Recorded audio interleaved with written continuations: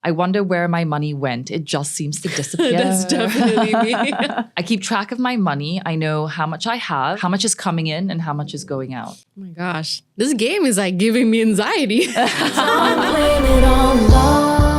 and gentlemen, Yuna. Ya, itu dia Yuna. Bermula daripada artis MySpace. Lagu Memo, penulis lirik, komposer dan artis Yuna. Yunalis Zarai. My name is Yunalis, but you can call me Alice. Alice.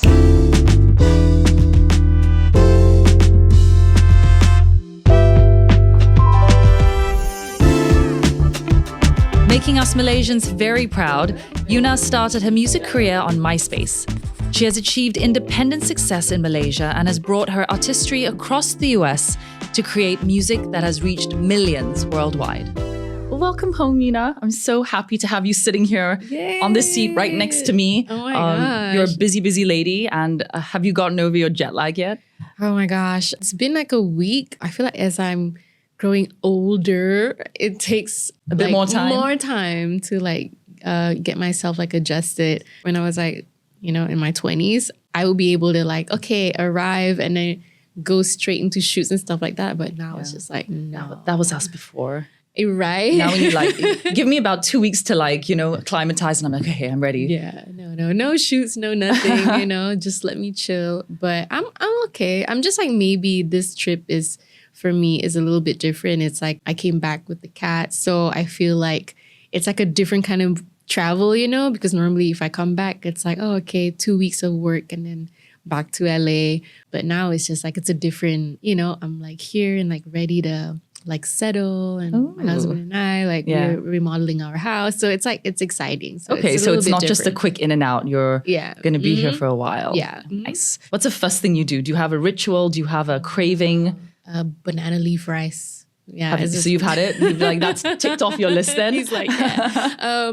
Well, not yet, but we did have a banana leaf breakfast, roti telur that at Raju's. Raju's. Yeah, so it's normally the food. It's Spoken like a true Malaysian. Yeah. You strike me as someone who's I want to keep it real. This is me. This is who I am, right? And how do you navigate being real, but especially in a world today where it's all about the gram, it's a bit performative, and you are a singer, so you kind of perform at the same time.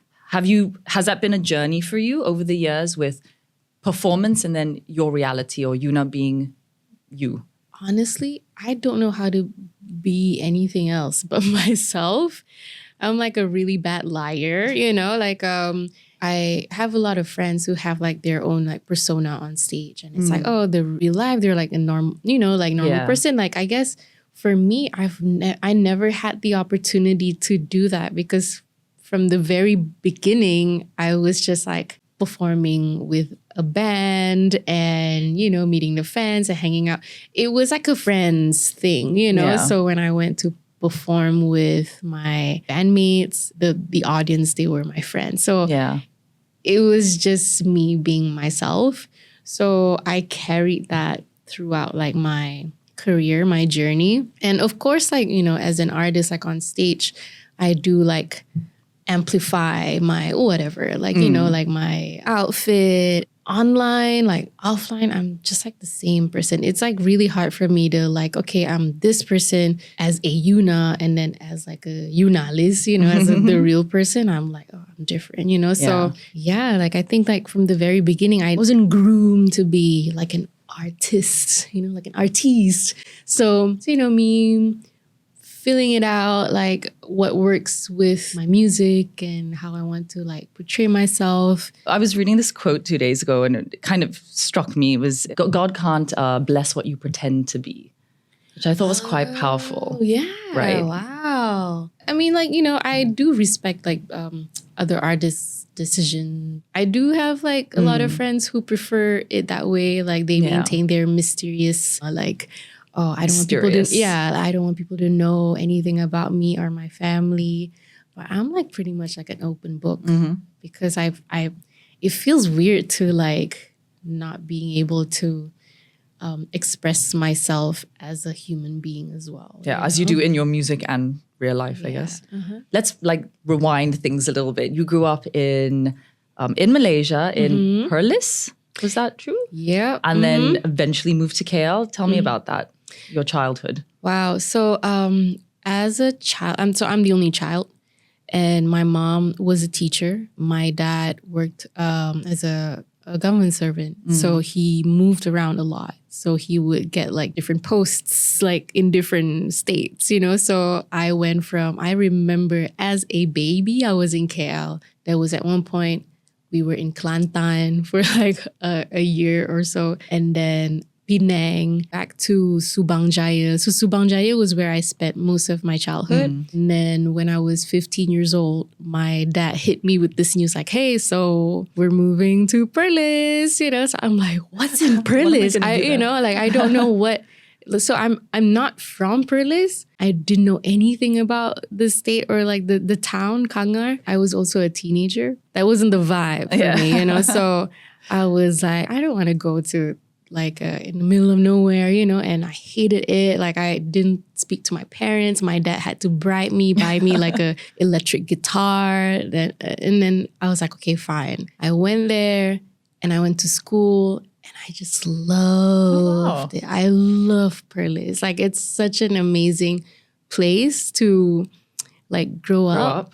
There's no malls. At the time, there was no like fast food chains or anything like that, you know? So it's like we just had to create like our own little like fun place. I love the friends that I meet in Perlis. It's like I still talk to them to this day. And they have like a different dialect, you know? And I was lost in translation. Did you pick it up? I picked up like after maybe like a year, you know? So, and it was fun. It was like the simple life. And I think I would be like a different person. I don't know if I would be me today if I didn't go to Perlis, you know? So. And is that where music, you said guitar, is that where you started? Like, did you jam with your friends? Was it sort of confined to your bedroom? Not really. That was when I think like social media just started like slowly. That was like Friendster.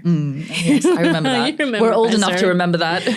So that was Friendster. I started, you know, learning how to build websites and I started blogging, you know, because I had all this time in the world. I wasn't like going out to shopping malls with my friends anymore. So I learned how to code and build my own blog and my website. I was very passionate about that. From Perlis, I graduated from secondary school. After SPM, I went to university. And then, so that was when I was in Kedah for a little bit, Merbuk Kedah. And then I moved to Shah Alam. So. Wow, she's like ticked all the states. Yeah. Which state? And Pahang, you know, and I was like, my mom and my dad moved from Perlis back to KL and then to Pahang. So at one time I was at university in Kedah and then to Pahang, you know, so. When it came to the point to go to university, were you very clear that, was it like a requirement from your parents that you need to go to university, get a degree, study, or you wanted to, or were you at the same time wanting to pursue music?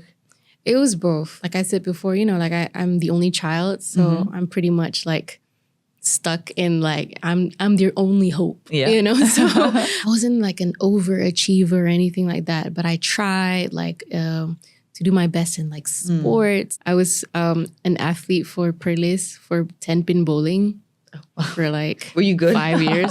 I was pretty good, yeah. Okay. So I was playing for Sukma for like 5 cool. years, yeah. So I went through all these like different things in my life. And then the music thing started when I was doing my degree. It was a law degree in Shah Alam. So law, let me tell you. I was just going to say, how did you end up in law? And did you ever practice at all? When you're like a law student, right? Like it sucks the joy out of your life. As a creative person, I was struggling. And I bought a guitar for myself, started learning how to play a little bit from friends. And we would do like small concerts like within our class.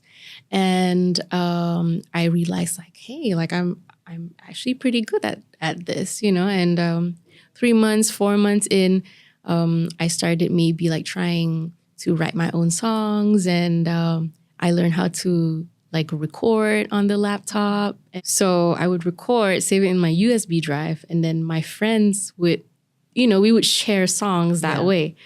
And then one of my songs ended up in the USB drive, and then it went around. That's how I became viral. It traveled, wow. Through the USB drive.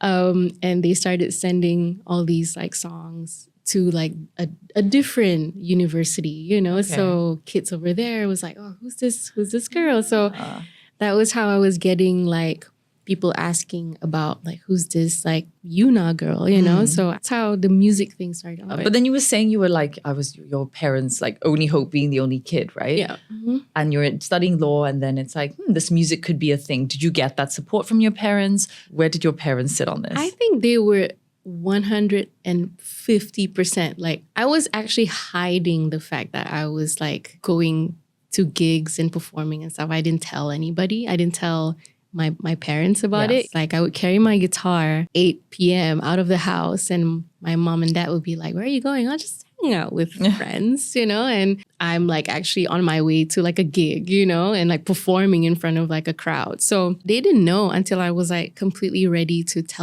let them know that, like, hey, so because the gigs can be very rowdy, right? Like it was like, I'm like this one girl, this hijabi girl performing with Hujan or like other like punk rock bands, and suddenly there was like this Yuna girl just like with her guitar.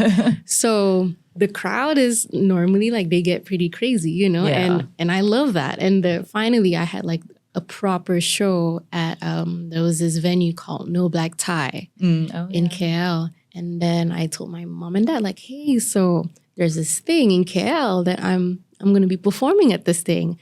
And at the same time, it was like my final year, and they were like very confused. Like, how did you have time to do all this? So they came, and then I was like, I performed my set. And then at the end of it, there were a lot of people because at the time, a lot of fans kind of like they already knew, and they were kind of like singing along a bit, Yeah. So my dad was like, so those songs that you sang on stage, were they your songs? Like, yeah. So you wrote them. Like, no, but who wrote the songs? Like, I wrote the songs. No, but who... Like, when did this happen?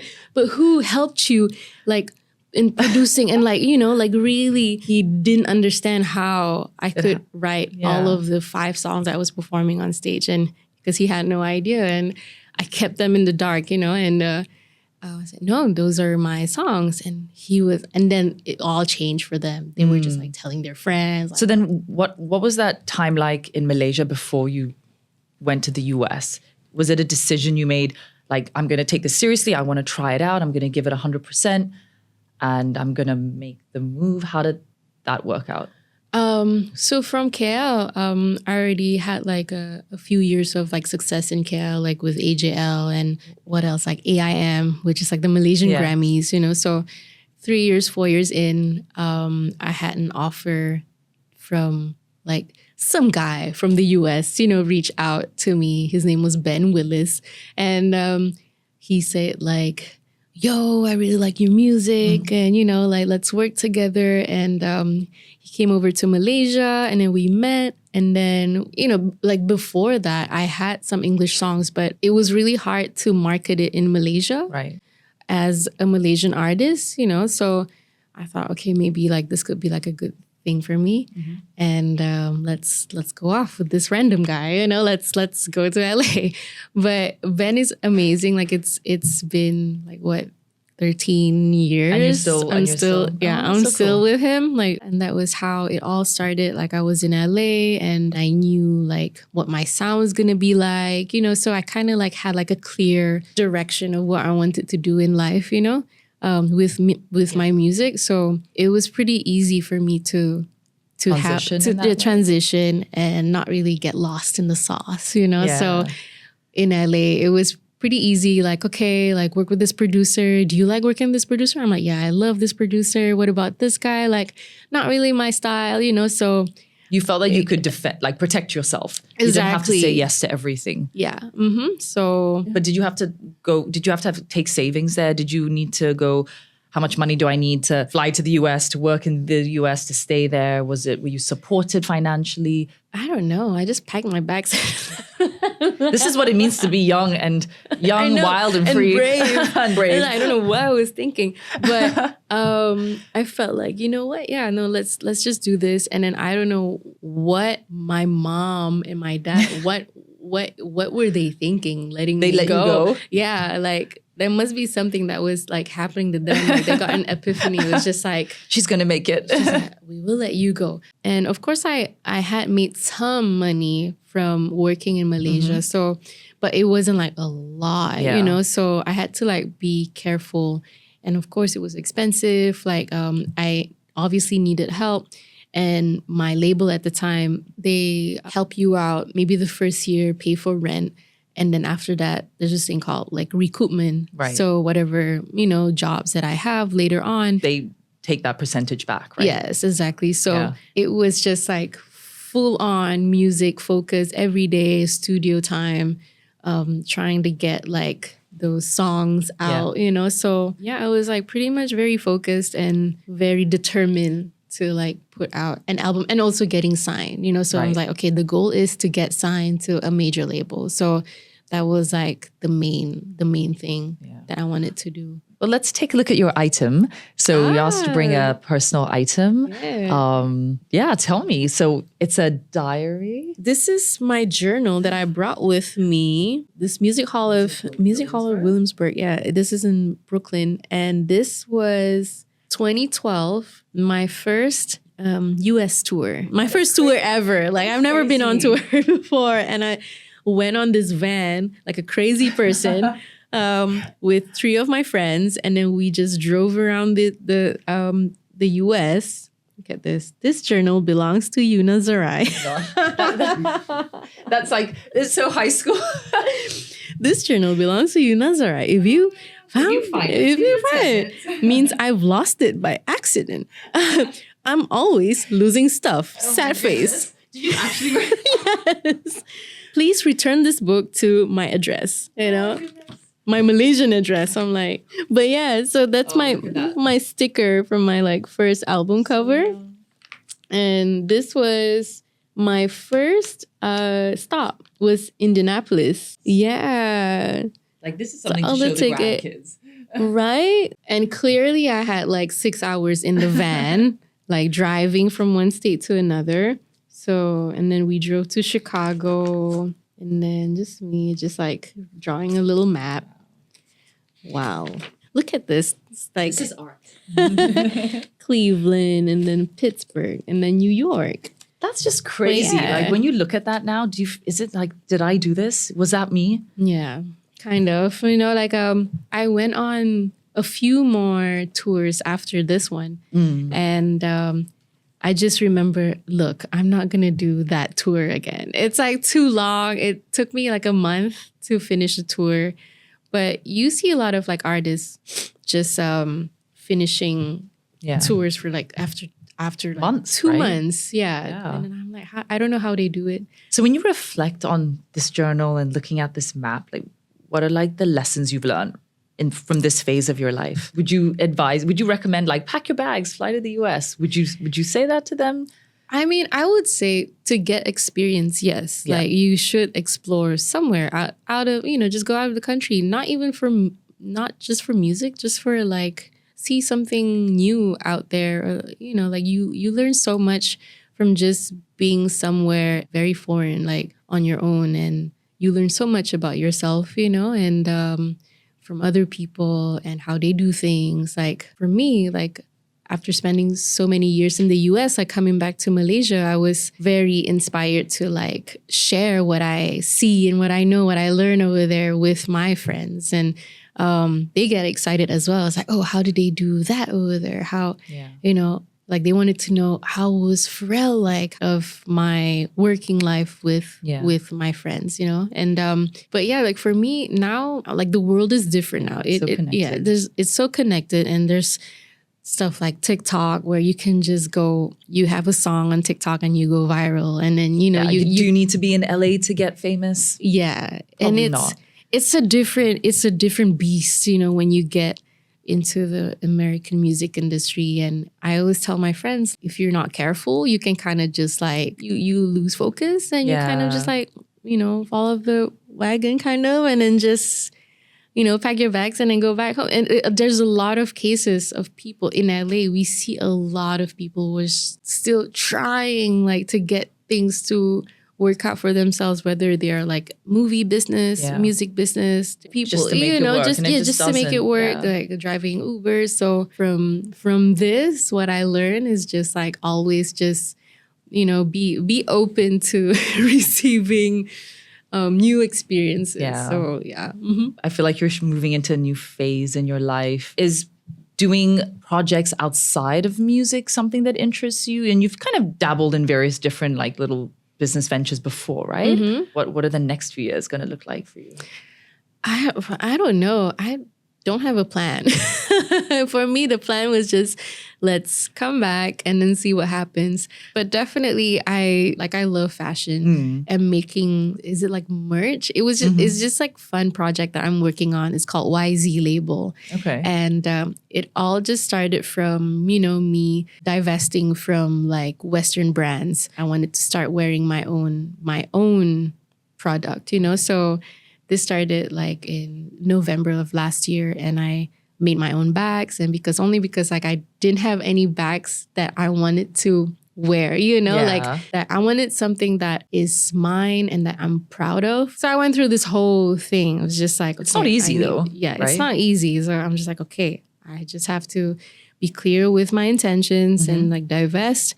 And I'm going to make my own handbag and I'm going to make my own jacket. So I'm starting just like making stuff for myself. And then my friends wanted them as well. They're like, I want one too. So I'm like, okay, I guess I'll make like 50 pieces, So you never know. Yeah. So I'm also doing this thing called U Nationals, which is like a community thing with my fans. And where they subscribe and slowly getting my fans out of like social media to come connect with me in real spaces. I'm like planning that as well. Just like something different, that's not so social media, I guess, and I guess it's the connection part, right? Yeah. And it's an opportunity as well for the fans to support me directly rather than having them listening to my music, but then it's on a platform and and it gives them an opportunity to support me like directly. And I can like, share that with them like that. Yeah. So I play this card game with people on the show, and it's a finance card game. It's basically a little activity that helps you think about where you are right now when it comes to your finances, right? Okay. So essentially it's our relationship with money. A lot of us don't like to talk about money or perhaps don't even think about money. Yeah. And but we need it, right? Yeah. It's so involved important. in everything. Yeah. So I'm going to ask you a bunch of questions. Okay. And there's 3 categories. So you have the that's me category, you have the that's not me, and then you have the sometimes it depends. So the first question is, I will buy things that cost less instead of getting what I really want. Actually, no, that's not me. Yeah. I think about what is best for the situation. That might be when I choose my clothes, buy a gift, plan an event. So you like really think about before you make a purchase. Yes, that's me. I like to give gifts that come from a special store, have a brand name, or look expensive. That's not me. That's not you. I make my gifts sometimes. Yeah, she makes her own things, guys. I have lots of things I bought but never use, like clothes, hobbies, tools, books. Do you buy a lot of stuff? Sometimes. I wonder where my money went. It just seems to disappear. That's definitely me. Yes, 100%. I think most people can manage money better than I can.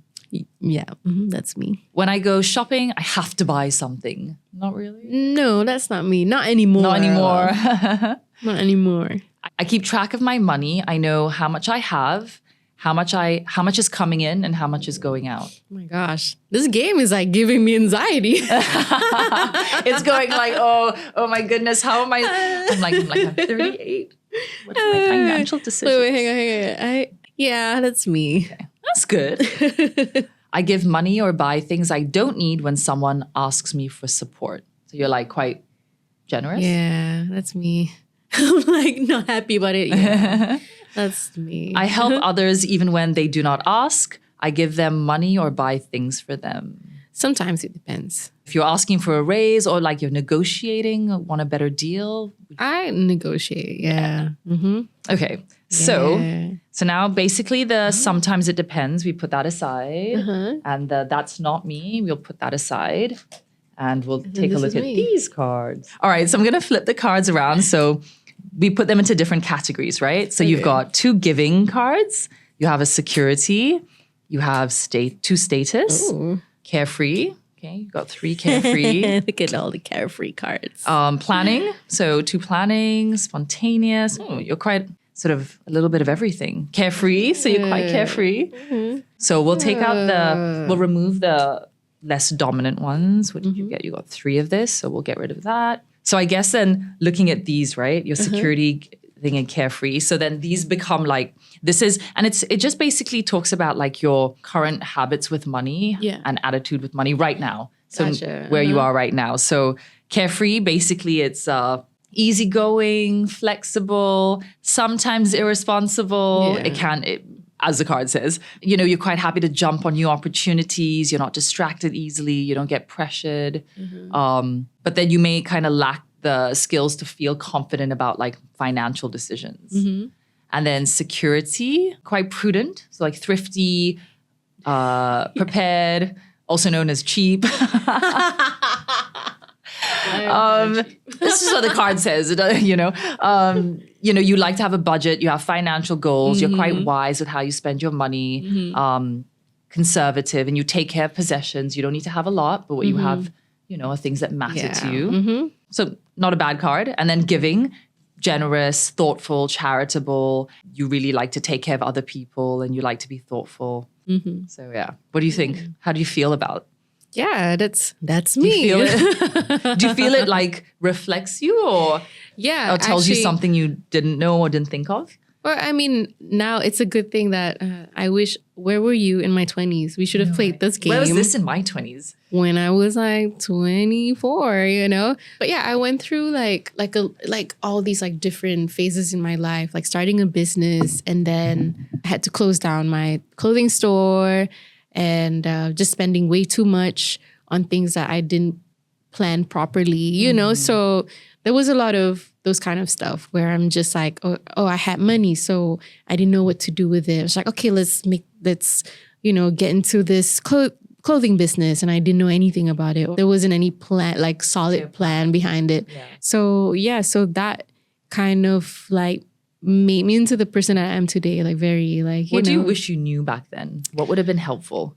I would just like plans to like maybe investing money. I did invest some money into like, like some different accounts, like real estate and stuff like that. Like I wish like I got into that rather than just like pursuing, oh, you know what, this is my passion. And, oh, I got to like help people or, just didn't have like the right balance because you're young. When you're like 23, 24 and you have like a lot of money, like you don't know what to do with it, So, so that was like a struggle a little bit for me.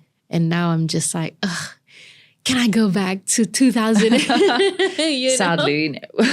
No, but now it's like care more about financial health. And, I read more articles. I watch more YouTube videos about it, Do you have conversations with your husband about it? Oh, definitely. All the time. Who's a more financially savvy? Me. So what's it been together? Like? Together, like we discuss things like, oh, for example, like remodeling our home right now. Like what's the best way for it, and how can we save? Do we need this? For example, this bathtub, that's like big and nice. Like actually, no, let's go for like the normal one. So we don't need to make everything so like for status, like it's all just for status. And as an artist, I kind of like know now to just let go of it. I don't need to be driving a like fancy car that's like just to look good on the road. Like I'm Yuna, I need to drive this car. Yeah, right? So it's not like a priority for me. Like maybe to some other people, but it's just not, personally, that's not what I care about in life, So I'm really focused more on taking care of my family. Yeah. So, yeah. So I was chatting coincidentally last night with a bunch of girlfriends, and we were talking about the general conclusion was like, do not work with your partner, right? Because generally it doesn't end well. How have you guys navigated that? Because I know we shouldn't judge social media, but you know, when we look at your videos and photos that you guys put up, they're fun. There's something really warm about it, and you guys look. It just you guys look great and happy. Thank you. And yeah, just to see, is that the reality? You guys seem to just get along so well and in work. Oh, I can't stand him. So annoying. No, but you know, I think like we met on set. Like we met in a working environment. And that was what made me that I was really attracted to him because of how he treated the people around him, like his crew, you know, so I was like, oh, this guy is something else, you know. So it started from there, and the mutual respect was so solid from the very beginning. And what makes it work when you're actually working on a project together? Because you could clash or you could be complementary, right? Yeah. So how do you navigate that? Definitely both. Like we argue all the time, but there's always going to be like that point where we're just like, we won't agree with some stuff. And then after that, you know what, actually, yeah, let's meet in the middle and kind of just like, okay, well, actually, I like this idea. And this idea is possible. This is doable, you know? And I don't know, we enjoy working with each other. I think I think he enjoys working with me. He has no choice. But yeah. Yeah, no, when we create like at the end of the whole thing, like we end up seeing what we've done, you know? And it's like beautiful, and we're like, I can't believe we did that. It sounds like the part of the recipe is having fun together. Yeah, I think that's the most important thing. Like you try and create something that is memorable, but you don't have to stress about it, you know? So I feel like for both of us, we understood like, yeah, let's take the stress out of the process and then just have fun. Yeah. What do you think was one of your biggest sacrifices that you made? Probably, you know, just like time from my family. Like I would come back to Malaysia and see my mom getting like older, you know, and I just feel like, is this even like worth it to be away from my family for such a long time? And when I come back to Malaysia, I'm still coming home for work. So I see them once in a while, you know, and now it's just,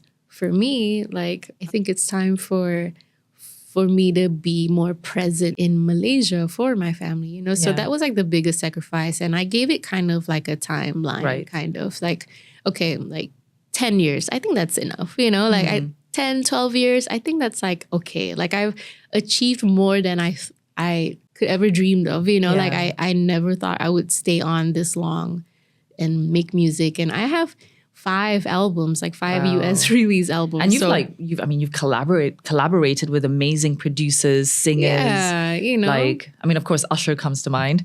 But but so many, right? Yeah. So I want to live life on my own terms now. And yeah, so yeah, the best is like for me, like to be back home a little bit more. When's Yuna coming home? To Malaysia. I'm back here. Let's have fun. Let's work. Like I'm excited to explore. It's nice. Like I sometimes when I'm in LA, I feel like a little bit FOMO. You know, I would look at like my friends' Instagram stories and they're going to like a new coffee shop. And I'm like, where is this? Oh my gosh. Like, you know, you feel like left out a little bit. So now that I'm back, like it's kind of nice. Like I want to do all these things. I want to take the LRT. I'm gonna go to this like what's that? The bookstore. Yeah, basically just like take my time and just hang out a little bit, you know, because I feel like sometimes I forget that it's just work for me. I'm a workaholic. So I sometimes need to remember to just take a step back and just enjoy. Do you have new music coming out? I do. How does that work now? Is it like a single? Is it an album? Because it's changing so much now with like social media platforms, right? Yeah. So albums are still like the way to go for a lot of artists, but only if you have funds, if you're signed to a label and then you have the label backing like the whole project, you know? So as an independent artist, I no longer have that kind of money to go into my project. So I kind of have to be smart about it. See? So Planning, security. Planning, security. So for me, it's like, okay, I'll just do like a 5-song EP or like a 4-song EP. Right, okay. And how it works now is just streaming, and you just put out a project. It's still a new project, and then you roll out, meaning that you roll out like a promo for it that requires money as well, you know. And for me, like, I'm slowly learning what it's like to make music that's meaningful as an artist, but also as a businesswoman. Yeah. Like, okay, is this worth it to shoot a music video for this? You know, like, are we just shooting like a visual for it just as like content, you know? And that's how it is right now with social media and TikTok and like Instagram Reels. You just care about the reels. Even for me too, like, I caught myself not watching the entire music video. Kehlani just put out a music video and it's amazing. So you watch that from, you know, the beginning to the end, you know, and then like another artist puts out a music video who's a friend of mine, and I'm like watching it. I'm like, oh, okay, cool. And then, you know, like after like a minute, it's just like, okay, I get what it is, you know. So a lot of people are just like, their attention span is So like, short. It's so short now. So what's like the best way to get the fans to tune in and like listen to your music, but at the same time get the essence of what you're trying to put out in your project? I guess being back here or spending more time in Malaysia, would you guys would you like to see the industry here evolve and grow a little bit? Yeah, definitely. You know, like, There's so much talent here, right? So much talent. They're all like Gen Zs who are,